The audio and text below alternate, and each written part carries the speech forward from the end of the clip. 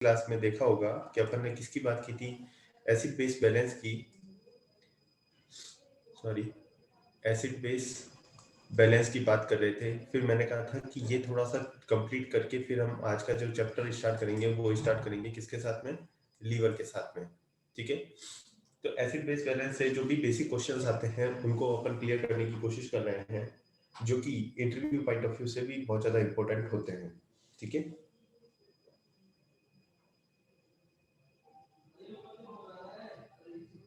Okay, non anion gap, anion gap कल अपन ने मतलब प्रीवियस क्लास में अपन ने क्लियर किया है नॉन एनायन गैप या एनायन गैप क्या चीज है, ठीक है।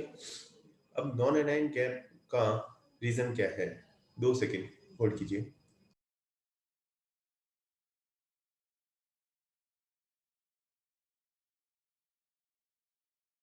Okay, what is the mechanism, what is the mechanism of non anion gap acidosis. देखो, जब भी बाइकार्बोनेट, जब भी bicarbonate loss from the body, from the body, ठीक है, कंपनसेटरी मैकेनिज्म क्या वर्क करेगी, chlorine gain, chloride gain, chloride gain by the, किससे गेन कर सकता है, first GIT and second kidney, second kidney, okay, means one decrease of bicarbonate, one decrease of bicarbonate is equal to one increase of chloride, तो equal चलेगा, ठीक है। तो anion gap, non एनायनिंग gap किस तरीके से बना, जैसे कि आपकी प्रीवियस क्लास में हमने बात की थी, जितना गेन हो रहा है उतना ही लॉस होना चाहिए, बट यहाँ पे नॉन एनायनिंग गैप क्यों बनता है, यहाँ पे नॉन एनायनिंग गैप कैसे बनेगा कि अगर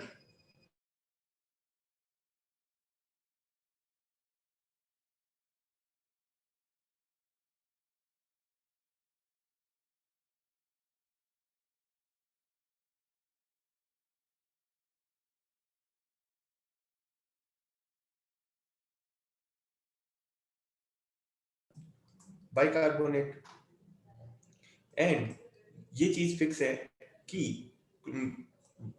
one gain of the chloride and one loss of the chloride, तो हमारा अभी एनाइन गैप क्या रहा, अभी एनाइनिक गैप क्या रहेगा, बिल्कुल नॉर्मल, तो क्या कहलाएगा, नॉर्मल एनाइनिक गैप, ठीक है। अब ये चीज क्यों, इसके पीछे बेसिक फंडा क्या है, देखिए अपन बात कर रहे हैं किसकी, बाइकार्बोनेट लॉस की, ओके। बाइकार्बोनेट लॉस कैसे हो सकता है, what are the cause, 2 causes हैं, और वहीं पे हमारा सारा गणित समझ में आएगा आपको, क्या, first cause is GIT and second cause is renal, okay. अगर जीआईटी की बात करें तो जीआईटी के अंदर क्या रहेगा, प्लीज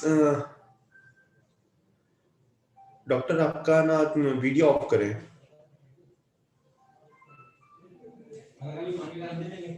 हाँ, क्लासेस के रूल हैं, फर्स्ट रूल कि कोई भी अनम्यूट नहीं करेगा अपने आप को, न ही अन रिकॉर्डिंग ऑन करेगा, देन क्लासेस की जो भी नोट्स हैं वो आप साइमल्टेनियसली बना सकते हो, कोई स्क्रीनशॉट लेना चाहते हो तो वो भी कर सकते हो, ठीक है, जिससे कि हमारी क्लास डिस्टर्ब नहीं हो, बट अगर कोई भी क्वेश्चंस वगैरह हैं तो आप हमारी चैट बॉक्स में डाल सकते हो, ठीक है। बाइकार्बोनेट लॉस की बात कर रहे थे, लॉस के causes first GIT and second renal. GIT की अगर बात करें तो जीआईटी के अंदर क्या रहेगा, जीआईटी के अंदर बाइकार्बोनेट किस तरीके से लॉस हो सकता है, फर्स्ट सिंपल, अपने को सबको पता है क्या, diarrhoea, okay, and second, second is pancreatic fistulas, pancreatic fistula, then third, antacids, anti acids. Okay, ये किस तरीके से न्यूट्रलाइज करता है, ठीक है। मान लीजिए इसका एक अलग से डायग्राम बनाता हूं गट का। ये हमारी gut and this is the pancreas. Basic funda समझोगे तब आपको ये सारी चीजें समझ में आ जाएगी। ओके, एक्चुअल में जो भी एंटासिड्स होते हैं उसके अंदर हमारे को क्या मिलता है, मैग्नीशियम Mg+2। जो भी एंटासिड्स होते हैं उसके हमारे को क्या मिलता है, मैग्नीशियम। एंड ये मैग्नीशियम किससे बाइंड कर जाएगा, जो भी बाइकार्बोनेट है उससे कंबाइन कर जाएगा, ठीक है। और ये बाइकार्बोनेट आया कहाँ से, ये पेनक्रियाटिक फिस्टुलास से आया। तो पेनक्रियास ये रहा, और ये फिस्टुला होने की वजह से बाइकार्बोनेट लीक हो रहा है और गट में आ रहा है। एंड आपने क्या किया, आपने एंटासिड लिया और मैग्नीशियम बाइकार्बोनेट से कंबाइन होके क्या प्रोडक्ट बनाएगा,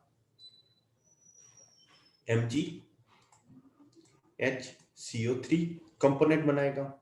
और ये कंबाइन होने से क्या होगा, वो स्टूल में लॉस हो जाएगा।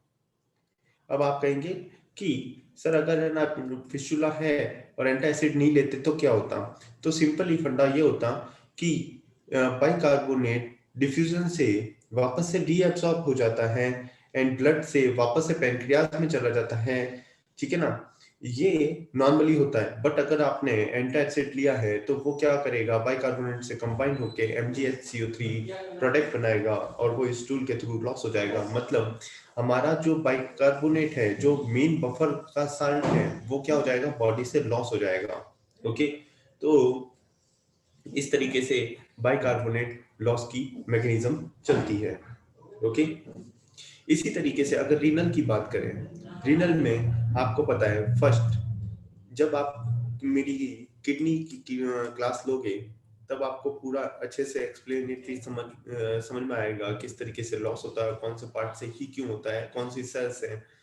ओके, अभी के लिए मोटे मोटे तौर पे समझ लीजिए, क्योंकि वहां पे मैं आरटीए को समझाऊंगा, रीनल ट्यूबुलर एसिडोसिस को। Because renal tubular acidosis RTA जो हैं वो कितने टाइप के होते हैं, RTA1, RTA2, जो कि मेन रीनल ट्यूबुलर एसिडोसिस है।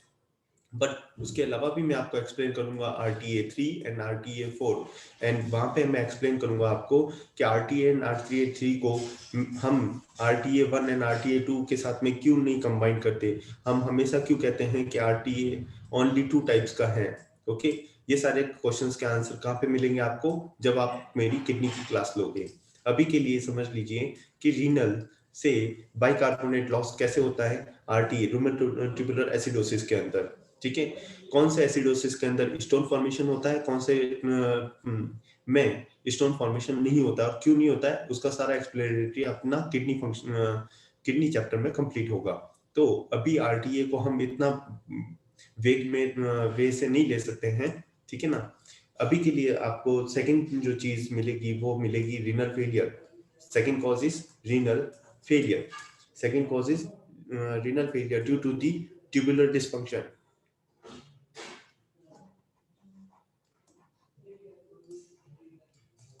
Tubular dysfunction, okay. Tubular dysfunction से क्या होगा, जब मेनली हमारा क्या रहता है, एक सिंपल फंडा बेसिक यहाँ पे समझने की कोशिश करना। ये हमारा जो ल्यूमेन है और ये हमारी क्या थी, पीसीटी ब्लड, एंड ये हमारा पीसीटी एंड ये हमारा डीसीटी पोर्शन। ओके, एंड आपको सबको पता है ये पीसीटी एंड ये डीसीटी। अब आप सबको पता है कि bicarbonate 90% reabsorbed by the PCT sales.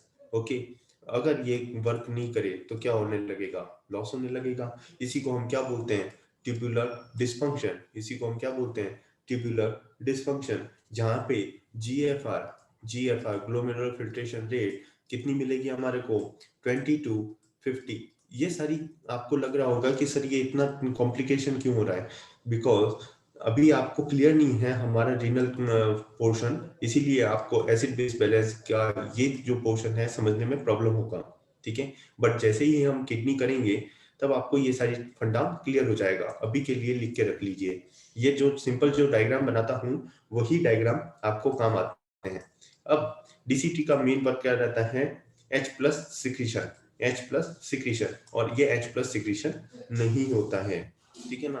तभी क्या बनता है हमारा एसिडोसिस, तभी क्या बनता है हमारा एसिडोसिस। ओके,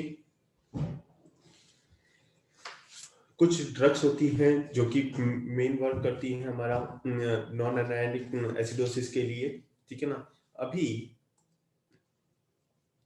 अब आप कहेंगे कि एनायनिक गैप के अलावा मेटाबॉलिक एसिडोसिस भी तो होता है सर। बिल्कुल, तो नेक्स्ट टॉपिक है हमारा मेटाबॉलिक एसिडोसिस।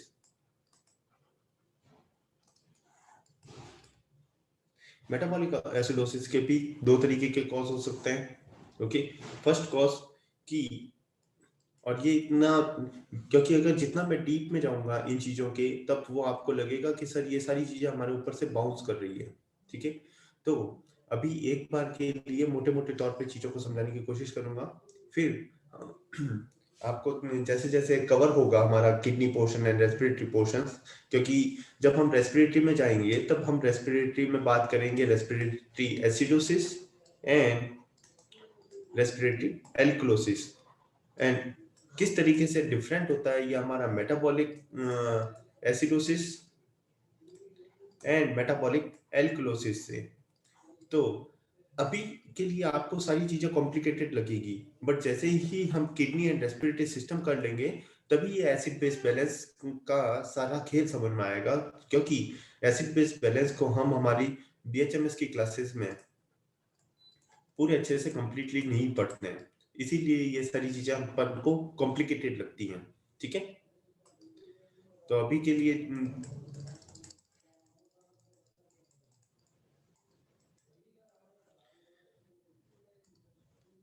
लिए इतना याद रखिए, metabolic acidosis can cause by the chlorine chloride responsive and chloride unresponsive.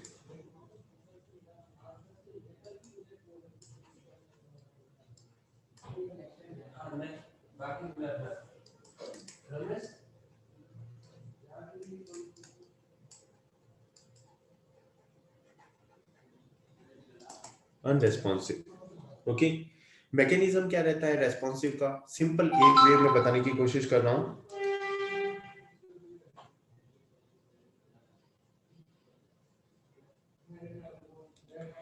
कि यहाँ पे मैकेनिज्म रहता है chloride loss from the body, loss from the body, from the body.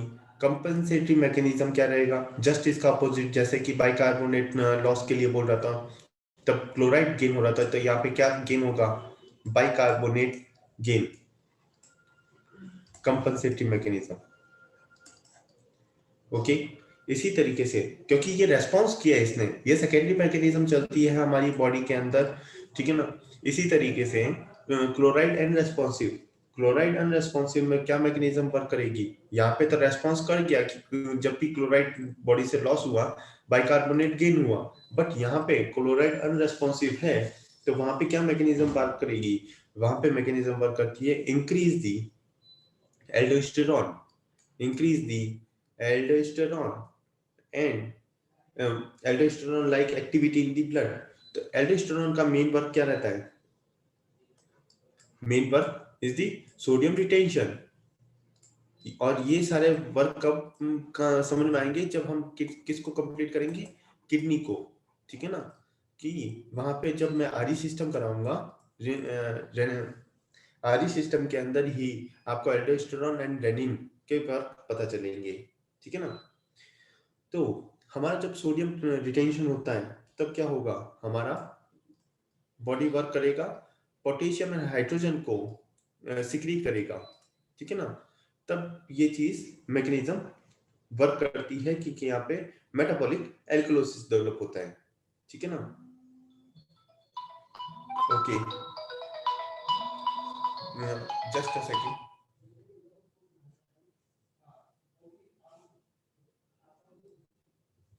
तो ये चीज बेसिक फंडा क्लियर हुआ। तो अब इसी तरीके से अगर बाइकार्बोनेट हमारा लॉस हो रहा है, तब यहाँ पे एक क्वेश्चन पूछा जाता है, और क्वेश्चन कहाँ से बनता है, इसी एसिड बेस बैलेंस में मिल्क एल्कली सिंड्रोम से।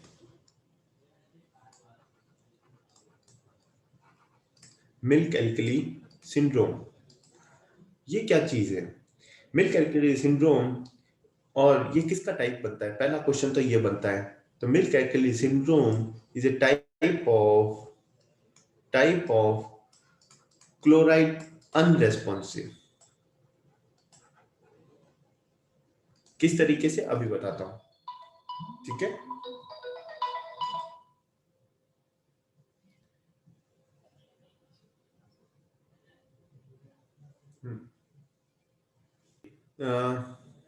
Type of the chloride unresponsive.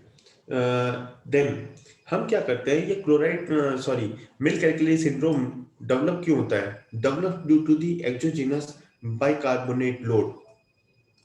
Word लिखो, एक्सोजीनस बाइकार्बोनेट लोड।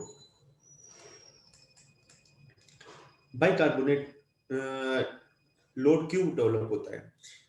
मान लीजिए अब patient with chronic gastritis, and यही चीज है ना हमारे को इंटरव्यू में भी पूछी जाती है। इंटरव्यू पॉइंट ऑफ व्यू से बहुत इंपॉर्टेंट चीज बनती है कि अब patient with chronic gastritis are you advise for Eno or yes or no?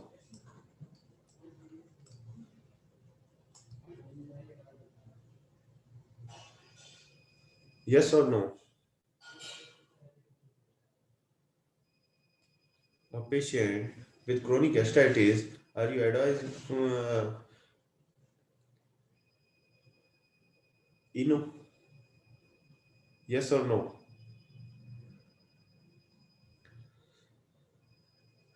Yes तो why and no तो why? क्रोनिक गैस्ट्राइटिस पेशेंट को अगर हमने एक्सोजीनस एल्कली, क्योंकि इनो क्या है? एक्सोजीनस एल्कली प्रोडक्ट है, क्योंकि अंदर एसिड है, हमने ऊपर से एक्सोजीनसली एल्कली ले लिया। एल्कली एक तरीके से क्या है हमारा? इनो। तो क्या होगा? मेटाबॉलिक एल्कलोसिस डेवलप होगा, मेटाबॉलिक एल्कलोसिस डेवलप होगा, फर्स्ट चीज। सेकंड, हम उस पेशेंट को क्या कहते हैं? आपको मिल्क इंटेक करना चाहिए, means increase the milk milk intake, increase the milk intake. ये क्या करेगा? अल्टीमेटली सीरम कैल्शियम लेवल को क्या करेगा? इंक्रीज करेगा। एंड कैल्शियम का मेन वर्क क्या रहता है? Can causes the renovascular constriction,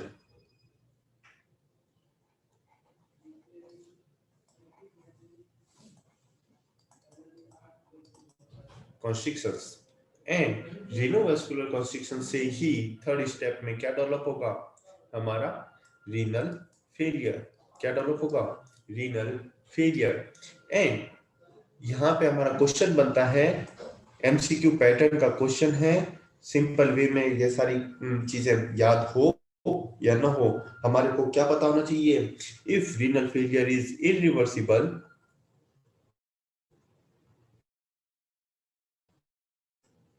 irreversible, this is called as या known as which syndrome?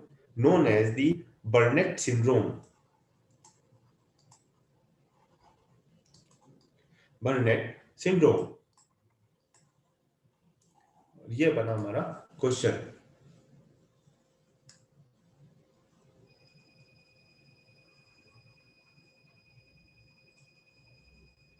Okay, then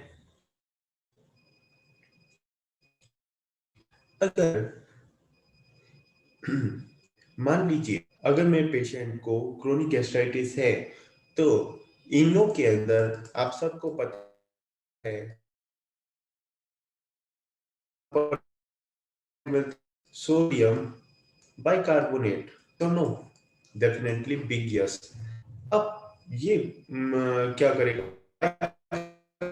carbonate तो H प्लस से कंबाइन हो जाएगा क्योंकि एसिडिटी, सोडियम क्या करेगा, ब्लड सोडियम क्या करता है, सोडियम हमारा काम करता है इंक्रीज दी बीपी। एंड अगर पेशेंट हमारा पहले से ही हाइपरटेंसिव पेशेंट है तो उसका क्या हो गया, हमने पहले से ही बीपी बढ़ा दिया, तो अब patient with the hypertensive patient, तो उसका अपन ने क्या कर दिया, इनो देख के बीपी और बढ़ा दिया, और उससे क्या होगा, डेफिनेटली उसको एक हम शॉक देंगे, वो होगा हमारा हेमरेजिक शॉक।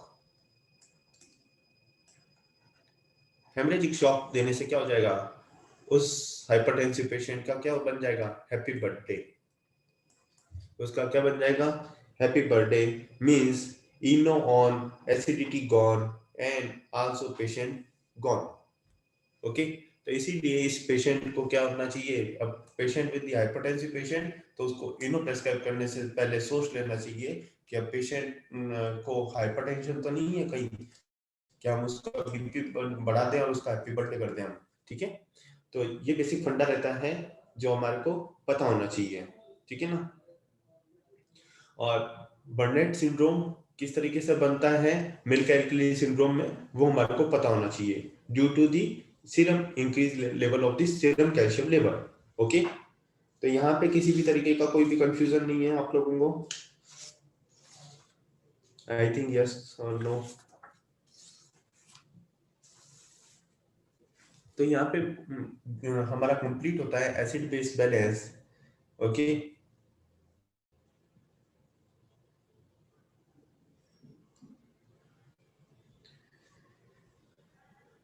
क्योंकि जैसे कि अगर हम जीआईटी की बात करें, जीआईटी पोर्शन की बात करें, तो जीआईटी पोर्शन को मैंने बोला था पहले भी कि हम 2 पोर्शन में कंप्लीट कर सकते हैं। वैसे 3 पोर्शन बताए थे, जीआईटी अगर प्रॉपर की बात करें तो हमने पहले किसको किया था, इसोफेगस, देन हमने किसको किया था, स्टमक, देन हमने किसको किया था, बॉवेल एंड इंटेस्टाइन को कंप्लीट किया था। इसमें किसी को भी कोई कंफ्यूजन नहीं। फिर हम लीवर स्टार्ट करने से पहले हमने कंप्लीट किया हमारा बीच का पोर्शन, इन दोनों के बीच का पोर्शन, एसिड बेस बैलेंस को। तो अब हमारा स्टार्ट करेंगे हम लीवर पोर्शन। तो लीवर पोर्शंस में हमारे कौन कौन से पॉइंट रहेंगे, डिसऑर्डर ऑफ द बिलिरुबिन,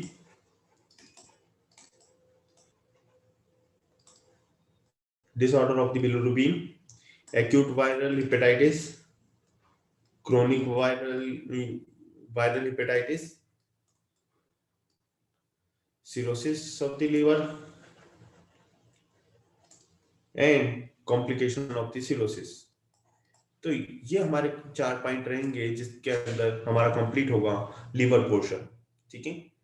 तो अगर हम फर्स्ट पॉइंट को लेते हैं बिलिरुबिन, तो बिलिरुबिन का मैकेनिज्म भी आपको पता होना चाहिए कि क्या पॉइंट Dr. बनता है। Nilesh, if new session is starting for liver. Yes,